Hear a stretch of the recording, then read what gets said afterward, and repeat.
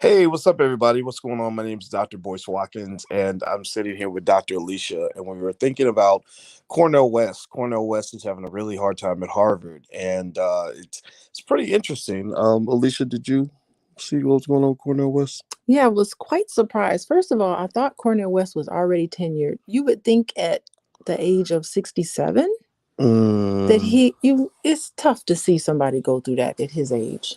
Well, okay, so let me give Yeah. you guys the background though. Okay.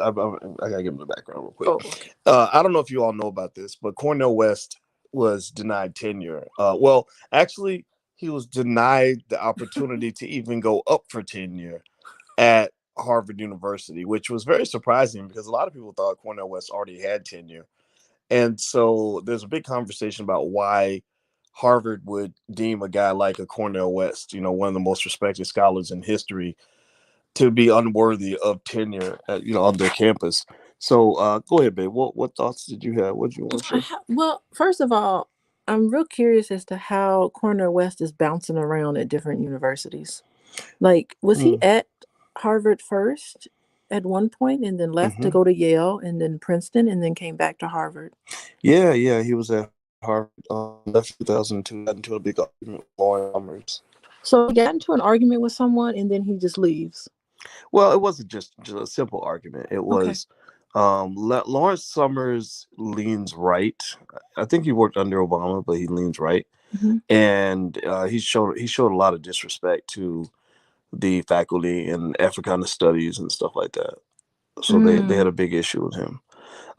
Give me a yes or no in the chat if you heard what was going on with Cornel West. How many of you have been following any of that or saw it in the news? Hey, Greer Turnbull, how you doing? I'd be curious to know how many of you were following what was going on with Cornel, because it was kind of crazy. I was very surprised. I thought that, I thought he was pretty set at Harvard, but they offered him an endowed chair and a 10-year contract. So clearly money wasn't the issue or job security. It seems like it's about like acknowledgement. Give me tenure. So what did Cornel actually want? Did Cornel just wanted to be just granted tenure? Is that what it was? Yeah, I think he wanted to at least be put up for tenure. Yeah. And they were like, we're not even going to put you up. Yeah, so he has a right to be mad. I would be mad. I think a man of his stature, when he went to Harvard, they should have just given him tenure at Harvard. You would think so. You would think that Harvard would do that. But then again, though, remember, when they offer you something, you don't have to take it. So he chose to take it. So what was his position? Was he like a full-time adjunct, or was he a lecturer, or what was his position? If he did not have a tenure track position, then he had to have had some sort of title. I want to say like a professor of practice or something like that. What is a professor? But maybe that wasn't it exactly. But it wasn't tenure track. Obviously wasn't tenure. So it's pretty unclear as to, what are you doing? Was he in a particular department, or I don't know. It was really confusing. But honestly, like I think a lot of people, when they see stuff like this happen, first of all, they're like, for most regular people are like, okay, what is tenure again? Like, what is this? Why is this a big deal? It is a big deal, by the way. Yeah, well, tenure, just for those who don't know, tenure is job security for scholars. Yeah. Where basically you can't be fired for saying things that are controversial, stuff like that. So it's an important part of your economic freedom. Economic and intellectual freedom. Yeah, but you have to earn that, and you earn that through service. You earn it service to the university, to the students. You earn it through teaching, so you have to be a really good professor. You also earn it through your scholarship, so you have to be a scholar. You have to publish. You have to do quite a bit of things to get tenure. So it's not like, you work for it, and when you get, I'm speaking from my own experience because I am tenured. Yes, you are. Thank you. Well, I am a professor, so not only tenured, but I got the rights to be a full professor, which is and actually there's no such thing as full professor. It's just professor. Yeah, that's a big deal. But I agree with Stephanie Pate Thomas. She says, Dr. West, Harvard is prestigious. However, you're a world-class scholar. Please take your expertise to an HBCU. Yes. Wait, who said that? Stephanie Pate Thomas. Yeah, I agree with Stephanie. I'm also perplexed as to why he's so angry, and the fact that he is angry. He could go at HBCU; they would pick him up in a minute and give him tenure and everything he wants, the respect that he's asking for. He wouldn't have to be angry. They would just allow him to be himself. He could join the Black Business School. Would you pick him up, boys? Yeah, I could probably pay him what Harvard pays him. I don't know what he makes. You would pay him what Harvard pays him? Yeah, I would. Okay. I would offer. Well, then maybe you should do that. If he came and work with us, like Dr. Claude Anderson's with the Black Business School. Oh, that's and right. Dr. Claude Anderson, to me, that's creme de la creme. Oh, wouldn't it be nice to get both of them in the same room? Oh, and have them talk? Lord, wouldn't that be fun? You should do it. Don't you have his phone number? What? Cornel? Yeah, I'll ask him. But the difference is that Cornel is a leftist. He's very much on the left, and Dr. Anderson is more to the right. Well, that would be the best discussion. But what's really good about Cornel West, why I love this man, is that he is a good human being. Okay. I had the great opportunity. I spent the whole day with him in New York. Nice. Like it was like 7 hours, me and him. And when I met him, the first thing he did when in the middle of a crowded restaurant, first thing he did was he got on one knee and greeted me on one knee in front of all these people. These people are like, why is this Black man bowing to this other man? And I was like, this is crazy. Cornel West is bowing, but he's that humble. He's that much of he's a servant for his cause. And so I don't really tolerate too much criticism of him, even though I don't agree with everything. I look at the core of a person's character. Well, boys, don't you remember? Do you remember when you came to Chicago to visit me way back in 1998? Mm-hmm. And what did we do? Went to a Cornel West lecture. We sure did. We went to a lecture. Yes, we did. That was our little fun time together back then. Yeah. I'll tell you, that was fun. I remember that. And he did a really good job. I like Cornel West a lot. The place was packed. And that was, what, 20 years ago. And the place was he set that place off. So yeah, he's just solid. And we met him. We went we stood in line and shook his head. This was a long time ago though. Yeah. Well, I think that anyway, one area where I can't go with him on this is I'm kind of past the idea of begging white people to let us into their institutions. Mm-hmm. I just don't give a shit. It's like, keep your damn funky ass racist university. I will not go in the building with a racist and then have to humble myself to that racist to get them to let me have some I mean, I'm not making fun of Dr. West at all, but my response on this honestly is fuck Harvard. Like, if you want to be racist, if you want to be like these damn Proud Boy, whatever, you know what I mean? Like really, they might as well be a bunch of intellectual Proud Boys. Yeah, you know, the thing is that he's given them too much power. I think if I had to critique anything, he's given them too much power by having their actions make him angry. That says that, they made him angry. Like, if someone were to deny me tenure or deny me anything, I'd be like, oh, thank you very much. This is an opportunity for me to do something better. I wouldn't go and talk about it for hours and hours. I wouldn't galvanize. I wouldn't even fight back, because how you gonna fight? You're gonna lose. It's Harvard. Well, He's not gonna win. Well, what I like about it though is I like the fact, because it reminds me a little of my little thing with Syracuse, right? I know. And I liked when he said, you're not gonna quietly disrespect me. Like, I'm going to tell everybody and shine a light on it. And I think that's good, right? That's good for all the Black people that want to go to Harvard and want to be a part of that.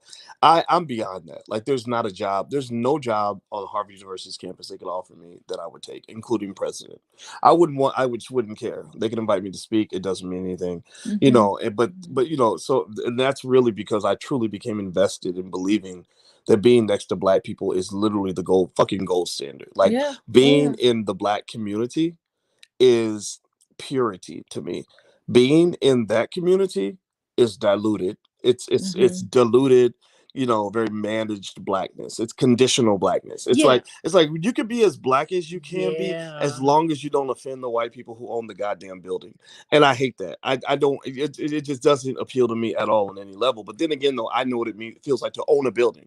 Right. So I think that there's just a difference that happens when you finally emerge out of your superpower. Like, I can't be owned. That's not fun for me. Yeah, I get the sense that Cornel West I get the sense that he's very eccentric, right? And so he's different. Mm. And I think that when you're Black and eccentric, you're not allowed, people don't give you like the leeway that they get. Because at, I've been to a bunch of different white universities, and there's always a white boy that's very eccentric that Yes. walks around with this long ponytail and says really bizarre things, but they're really smart, very brilliant. And they say these weird things in faculty meetings and to be like all campus faculty meetings, and they get up and they go on these long rants and they're really bizarre. And you're like, okay, thank you very much. Sit down. We've heard from you enough today. So they're just eccentric. And what universities do is that they respect them because they're smart, and they just let them sit in the corner office and they just let them be weird. Mm. And I think that when you're Black, you're not allowed to be weird.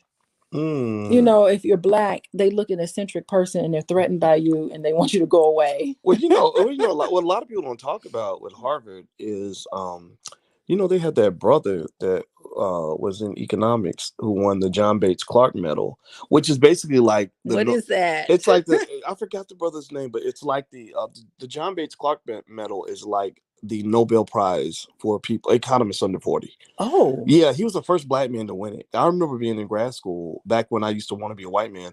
I used to think about winning that medal. I was like, "Ooh, one day I want to win the John Bates Clark medal," because I was really good at what I did, and he actually did it. And now this dude got hemmed up big time. Because of the Me Too. Yeah, he got they Me Too'd his ass. Yeah, I mean torpedoed his shit because this guy. Okay, so let me tell you about it, babe. Okay, so this guy, I think he had like a white wife. Like apparently that's how that's why he fit in so well, right? Mm-hmm. So so this guy, I guess he was like flirting with the lab assistants in his lab allegedly. And they went and took his ass down. They banned him from campus. They took away his lab. And I think they quietly brought him back because by that time, he was not just tenured, he was a full professor.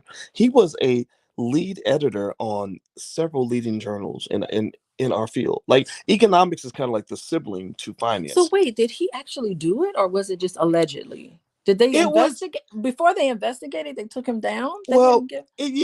I mean, you're Black and you're accused, and if your accuser is white, you're done. It's a weapon. Yeah, it's going. They use it as a weapon. They took his butt down. Oh God. Whose wife is from Ethiopia?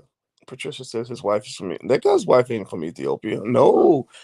This brother, I gotta look him up. Now y'all got me really. Well, wait a minute. Remember my brother's friend who taught was it Harvard, and he went down because of some politics? Oh, because remember he was a lawyer remember that couple?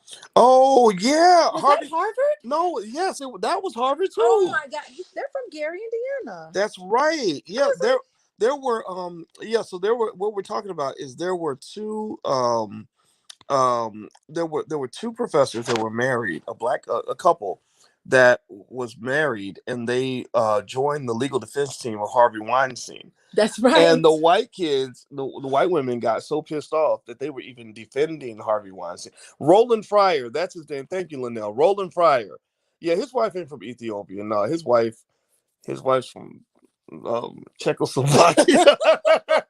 Eastern European. Right. She's Danish. Go ahead. The thing is that Harvard has a track record of doing this, right? They have there must be something really Cornel bad. West's wife is Ethiopian. Okay. No, we weren't talking about Cornel's wife. We were talking about Roland Fryer. Yeah, Roland Fryer. Okay. Like his wife looks like she's on the Swedish ski team. Okay, so this is Harvard too, right? Yeah. Took down my homeboy from Gary, Indiana. Yep. Took them down. Took down Roland Fryer and his wife. Cornel West. His wife went down too, right? Yeah. They took them both down. Yep. And then there was another story about Harvard. I can't remember what it was, but yeah, but that's pretty bad. Harvard's got a bad reputation when it comes to Black people. Yeah. They just, and it's kind of unfortunate though that we still give them credibility when they're really just a pack of dirty racists. It sounds like I mean, why are you giving racists that much respect and credibility when they would never respect your Black ass for a minute? They literally pee on you and literally remind you every day. Yeah. We don't like you. We don't want you here. We don't respect you. The climate is really icy for Black Yeah, faculty I there. think Black people need to have our own universities. I really Well, do. Like, well, don't you have a university? well, we got the Black Business School. You're damn right, and we serve 140,000 students around the world. Yeah. And we've been able to do we were able to do more with just a few $1 million over the years than most of the schools could do with $1 billion. And so I personally kind of feel that it's time for us to really sort of look in the mirror. We need to scoop up our Black faculty and get them Hmm. together. Yeah. It makes me think about those Yeah. NBA players that were all trying to like become team owners, or NFL players. Like, I really want Yeah. to be a part owner in a team, and the white people are like, No, we create your, don't yeah, even want your money. Like, right. we're willing to give you our money. They're like, no, We'll pay your double, money is massa. no good here. We'll pay double, massa. They're like, no, this ain't No. about money. Oh, ho, Our ho. racism is more valuable than money. Wow, that tells you how deep it is. Well, it just kind of tells you that, they're kind of looking at us and saying, when are you going to have enough self-respect to create your own institutions? That's what they're Yeah. saying. We got too many brilliant Black people out here for us to be begging for nothing. I'm not begging anybody for anything. Oh, it's a slap in the face because, hey, think about it. Universities were started in ancient Kemet. Like, we started universities. That's our stuff. That's our stuff. Say it. They're imitating us, and we're imitating them, imitating us. All those Greek philosophers went to Africa to get Yes. their knowledge. Hello. What? So You're we need to damn take right. back our knowledge. That's our knowledge. We thought of it first. I agree. Well, Yeah. Mark is saying so he can't teach at an HBCU. He's so Black, but he won't work at an HBCU. That's a good point, Mark. Well, what's interesting, Mark, about HBCUs is that a lot of HBCUs are very conservative, and they will probably take a Cornel West. But I know when I was first getting started and I tried to work at an HBCU, there was no interest, and it wasn't because of my credentials. I mean, people that got training at the level I got it don't even didn't even take jobs at that level. Usually they've got the higher level, high tier jobs. But it's like, when you're outspoken, there are some Black people who kind of want to integrate, like who really want to integrate by kind of being cool and being quiet and stuff like that. And I don't really fit that mold. And Cornell, I know, didn't fit that mold, but I think now they would probably consider him. I think he probably could get an appointment in HBCU. And I'm really curious as to why he He has to be hadn't at looked at Harvard. that because he could go to any HBCU. It's not like they would. And even in Boston, there's a lot of schools up there. Everywhere you turn in Boston, there's a university. That's like Yeah. the smart. I think Boston must be the smartest state, smartest city Yeah, in the yeah. United States. Because when I went, it was just like, here's another university and another university. Like, what's going on? Number of universities per capita, like 1 to 1, like Like, one university whoa, per person. yet another one. Yeah. Yeah, I personally think I just think that I don't understand it. And my whole debate in my head with tenure was, okay, what is this all about? I said, okay, it's about economic security. And I said, well, there's a lot of ways to achieve economic security besides getting somebody to give it to you. The way I see it also is if you're Black, and pay attention now, I want y'all to hear this. This is a kind of a deep thought. I want to go over anybody's head. If you're Black and your economic security is being provided to you by white people, do you really have economic security? I mean, if you're trying to achieve security, if you're Black, part of what you need security from is racism. So if a racist institution says, we'll protect you, we'll give you security, do you really have security? It's almost like when those mafia families will go sell protection. But are you really protected? When I think about the fact that you were denied tenure at Syracuse, I think that it was probably the best thing that could have happened to you. Oh, what? Not getting tenure Syracuse? Yeah, I think it was. I think, and I think that's how we need to look at stuff. Like, instead of getting angry about stuff, instead of getting mad, we need to just. And I said it before, but I really think that we need to say thank you very much. There's a better opportunity for us. Yeah, well, I think that for Cornell, I think because of who he is, I think that for him, he has attached a certain value to that acknowledgement from Harvard. Like, I need you to acknowledge me, and I don't agree with him on that because I don't really know if you need your enemies to acknowledge you. Like, why does that matter to you? They're your enemies. They're not going to acknowledge you. Yeah, I saw that interview with the lady Trisha Rose. Trisha Rose, and he just looked stressed. Like, his hair was extra gray, and dry. And he looked stressed. He looked like he had a lot of stress on his face. He looked very unhappy. And it was just sad to see a man of his caliber, of his brilliance, just kind of look kind of worn out. Yeah, but they don't. I We mean, need to give him but some. they offered him money. They offered him an endowed chair. They offered him another 10 years. That's when you're 67, getting a 10-year contract is pretty good. No, he wanted respect. Remember, he said, "I need them to." They were disrespectful to me. That's what he kept saying. They were disrespectful to me. Like, okay. Well, let's just keep it 100. I mean, what they were trying to do was they were like, okay, how do we give him something? How they were trying to be diplomatic. How do we give something to this guy that is respected by so many people while not upsetting the powerful Jewish people that run our university? That's what it is, because Cornell has spoken in favor of the Palestinians, right, and against Israeli occupation. So that's never going to win almost anywhere in the halls of power in America. Yeah, and so what we're saying is that it's political. Really, think about it. When you get tenure, if you don't get tenure, it's political. If you get promoted and you don't get promoted, it's political. It's just politics. And I think it's also racist too. It's very racist. He didn't mention race, but I'm sorry. I think he wouldn't. but you are black. Concerned about why he didn't pick race. Well, he did say all the students supported him. So maybe that's his way of saying all these white students want me to be here, but they're just students, Well, remember there was a lady, Elena Kagan, that was appointed to the Supreme Court from Harvard. She was a Harvard dean, and the whole 6 years she was there, she hired 32 people and not one single black person, not even one. Well, who nominated her? Obama. He's so tricky, ain't he? Yeah. We know Obama just recently also stated just today, he said he supports reparations. Today? Just today.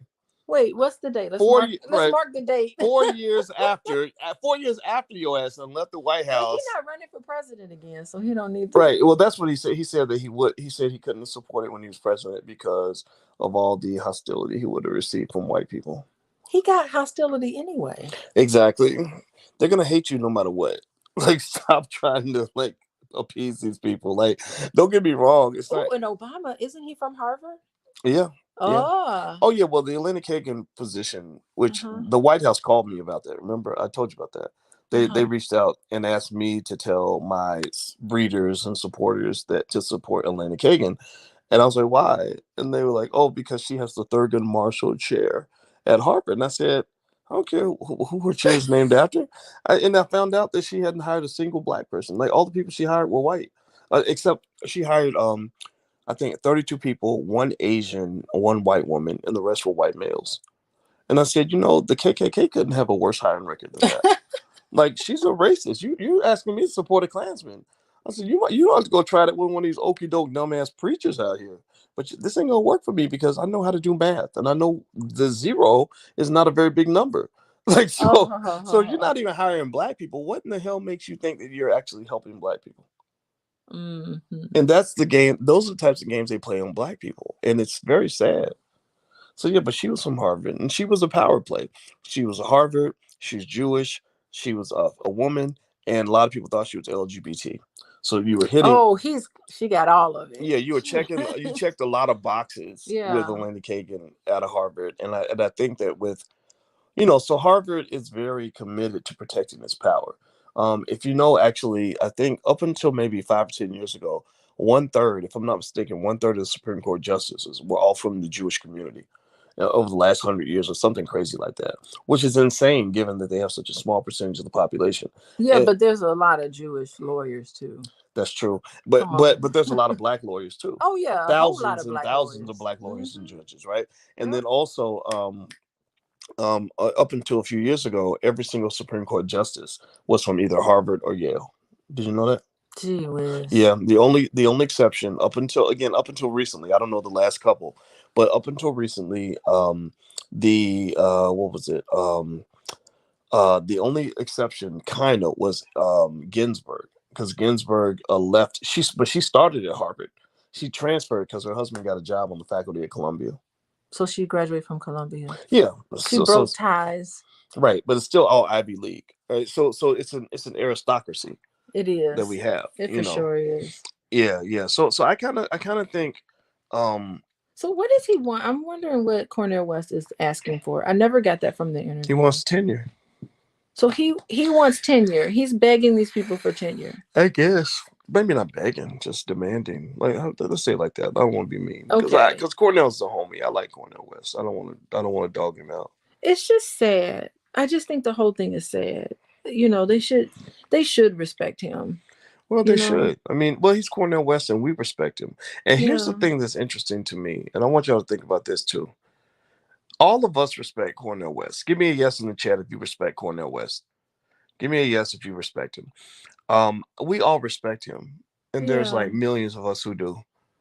But why does our respect not matter? Yeah, he should remember that. Right. Why does I mean, our respect doesn't matter to Harvard, and our respect does not appear to matter to him. I think it matters to him, but it's kind of like, it's almost like if you, have you ever seen somebody that you were madly in love with who was like begging to be with somebody who hated their guts? And you were like, Why but would you want somebody that don't want you? right. But you'd be Yeah. like, wait, I love you. Like, or like you see this happen all the time where somebody will literally, they'll have a person that they're doing everything in the world to get the attention of that person because they want that person back so bad, and they'll be completely ignoring somebody who Who really loves them, right? Standing right there and really loves them. right, because you want the thing you can't have. You looking past it. Yeah. So white supremacy kind of creates this thing where we want it because we feel like we can't have it. We want it because they're denying it to us. Yeah. And when we've got a whole community that loves us, a whole bunch of institutions that we can, that we can participate with. So that would be my advice to Cornel. It's just come back to us. Come home. Come home to us. We will accept you with open arms. Yeah, take that advice. Yeah, get an upgrade. Like, get an upgrade. And that would be an upgrade. Like that little, the way I had to retrain my thinking. Especially when I left academia, to the point where I had to realize, well, wait a minute. We a lot of us were raised to believe that being around Black people was something you did when white people did not want you anymore. That's backward, horrible thinking, when really it should be the other way around. Like I see a guy like Cornel, as brilliant as he is, I see it as kind of a waste. Like, you're teaching a classroom full of white kids. Or maybe you got a few Black ones in there, right? There are Black students at Harvard, but right, you're like fish out of water. You're trying to fit into this shit. They don't want you there. They don't like you. They don't respect you. They don't care about your community. They literally, they're gentrifying Black neighborhoods right in front of you. Yes, they are. And then somehow you think you've been fighting for this because you feel that the way to obtain resources and power and support for your community is to kind of go in there and battle it out with white people and change their institutions. When really, the most effective Black people I've seen are Black people who create Black institutions. Like, when I look, for example, every day with the Black Business School, we hire so many Black people, and we're talking to Black people all day. Yeah. We're giving Black people like the secrets to economic power. People have these YouTube channels with hundreds of thousands of subscribers where they're teaching Black people everything from history to economics. That's far more effective than putting Black people $100,000 in debt to go to some racist white university. And they don't like you. Right. And then be happy to see you drop out with the debt. Yeah. And don't even teach you the right shit. Teach you everything that they want you to know. Teach you how to be a white supremacist. That's what they're teaching you to do. Prepare you to go work for a white person when you graduate. Like, because we're accepting you, you're making Black history because you're the first Black person to ever graduate from this program. No, I didn't make Black history. Y'all made white history because y'all the first white people that were not stupid enough to keep rejecting Black people just because of the color of our skin. Like, that's white history. This ain't Black history. Yeah, that's interesting because I think about my dad, because my dad was a college professor, and he was offered jobs at white institutions. Your daddy was a bad boy, and he was like, no. I mean, he turned down money. He turned down money to work at Tuskegee. He was at Tuskegee since I was 3 years old. So so he would my 3-year-old self moved back to Tuskegee, Alabama. So I shade to Dr. Francis Taylor. Oh boy. Here we go. The great social worker. Yeah. But that was a move to make, So yeah, you make a good point. Well, if you think about it, I mean, your dad seemed happy teaching Black people. He wanted to be around. Well, let me say, it was here's the thing, like, Black people come with their own extra We have We our can. own little extra issues, but you know what? I understand Black people's issues Right. because I live in it. It's familiar to me. And we know the white kids got extra too. They got issues too, but you know, Ooh, talk about attitude. whose issues would you rather deal with? Oh, I'd rather I deal with think Black I'd rather people. deal with our issues Absolutely. because it's, you know, at least it's funny and fun. And you're Mm-hmm. having a good time and you can relate and you're still teaching and uplifting.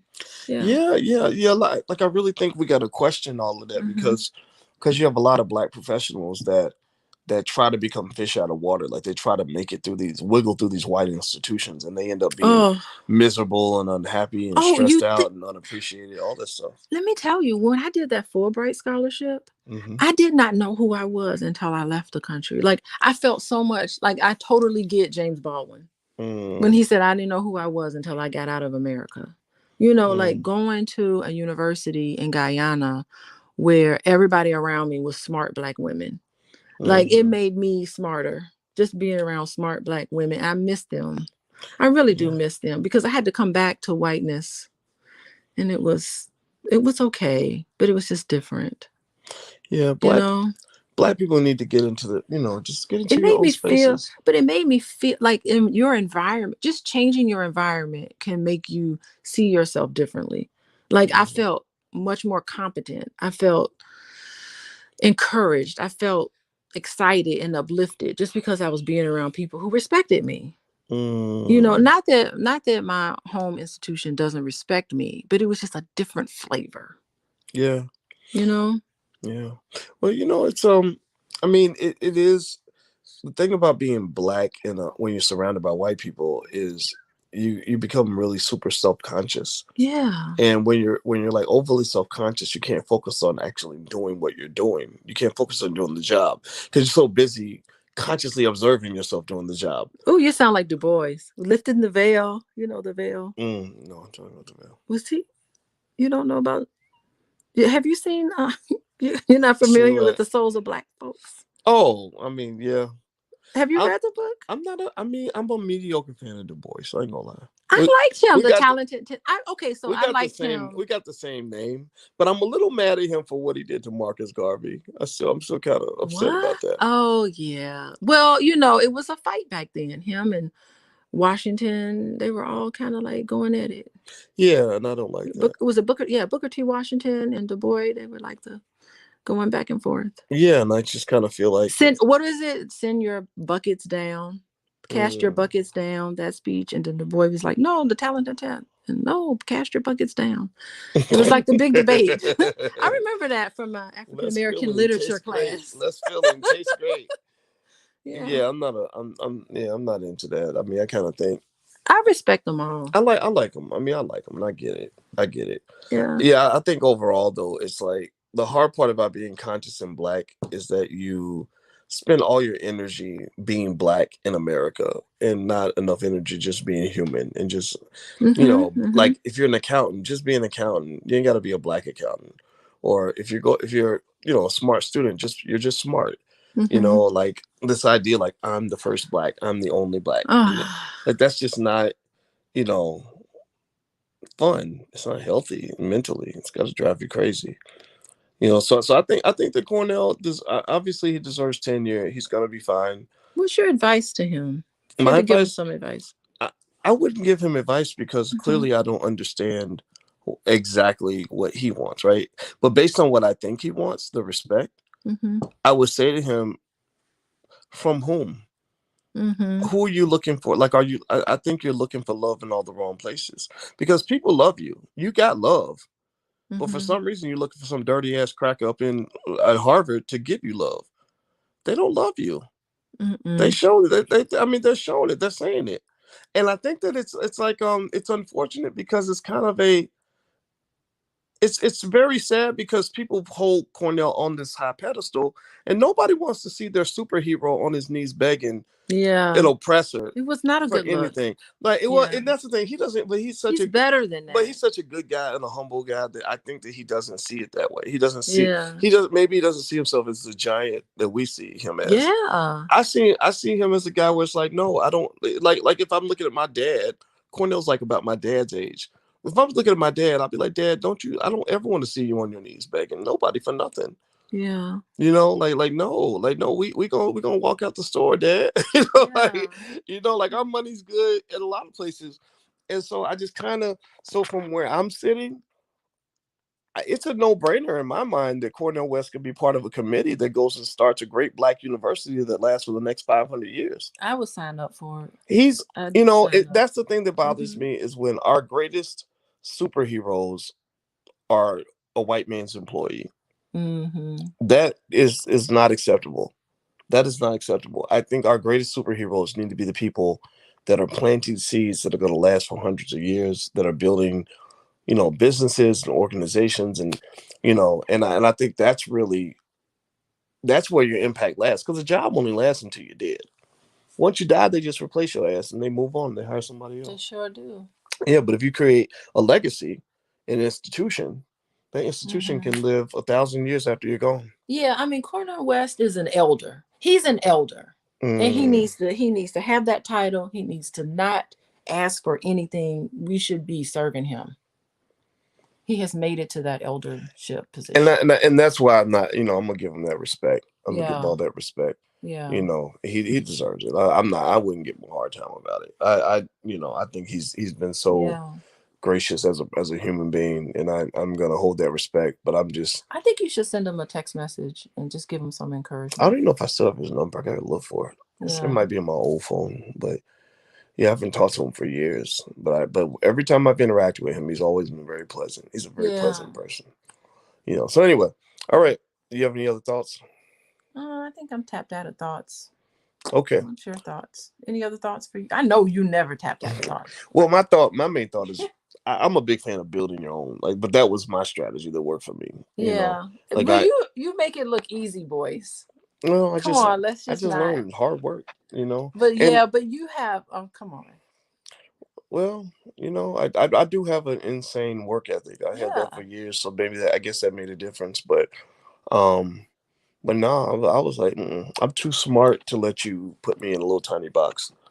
Like, you're not gonna tell me I'm a failure. I reject that. Curse it to the root. I curse it to the root. I'm not. I was determined. I was like, oh hell no! I work too hard to be good at what I do. I dedicated everything. I'm not even gonna hear you tell me that. Oh, he's not. He's inferior. This inferior. That you showing them. Well, the thing about it is that it was more like. Now, the unfortunate thing though is that racism makes you a little crazy. It does, because truth be told, I should have been open to critique from them because they were probably right. there were critiques that I received on my dissertation and stuff like that that were actually correct. The problem is that you can't trust criticism from somebody you don't trust. Yeah. You can't take criticism from someone you don't trust. Yeah. Right. Yeah. So I didn't trust them. I don't trust white supremacy.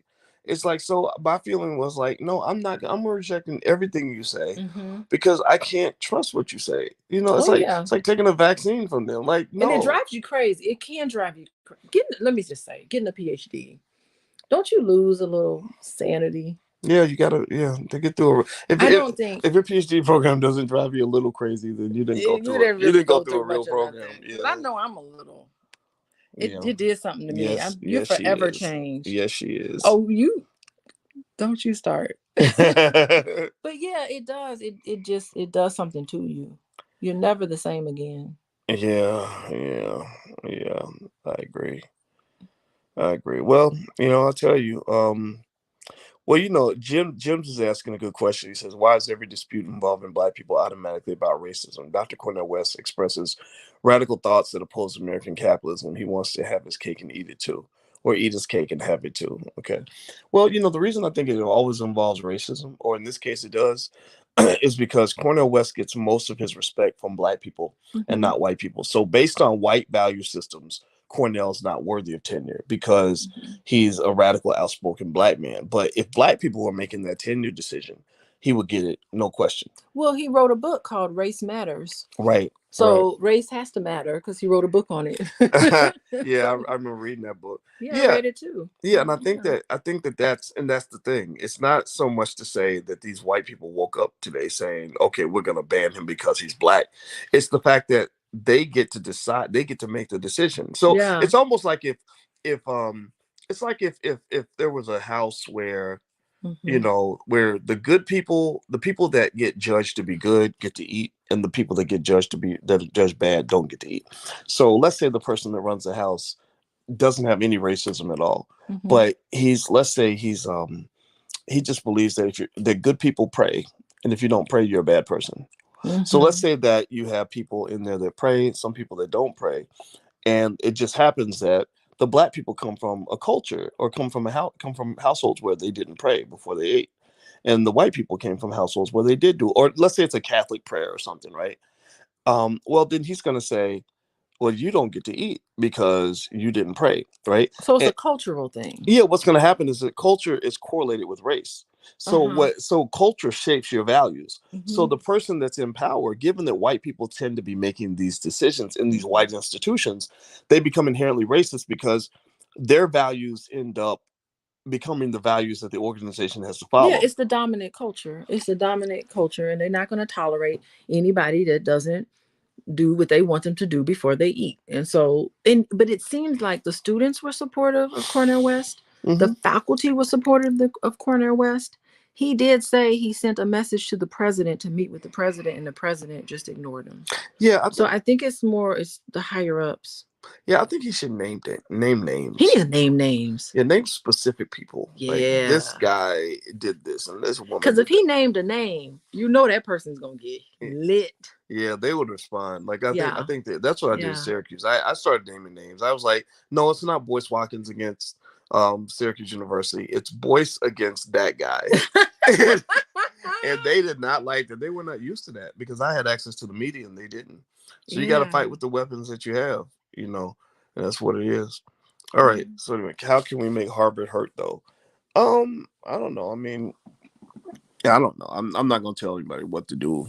I would say don't send your kids there. I mean, but I can't get mad at you for sending your kids to Harvard. But I personally think if you train your children to own businesses, they're going to be much more successful than Harvard graduates are. I know a lot of Harvard graduates who can't even pay back their student loans. So anyway, I'm out of here. So the allblackagenda.com, check out that website. That's a website where we've got actually some elements of the Black agenda, economics, health, stuff like that. Ice Cube's Contract with Black America is up there. Dr. Claude Anderson's resources are up there. Take a look at the allblackagenda.com, and that's our agenda for our people. And also the blackbusinessschool.com is where the Black Business School is housed. And you can actually get started for free. So feel free to go over there and take a look. And hopefully these resources will help you. We got to build our own. I'm tired of begging. I'm not interested in what Harvard or Yale is doing. I'm really interested in what we're doing. If we don't build something for the next generation, then our kids will be begging for jobs just like us. So we just can't have that. You know, we got to move forward. So take care, everybody. And no disrespect to Cornel West at all. I love this man immensely. Just some areas I don't agree, but I think he understands that. So take care. Have a good night. See you soon. Peace.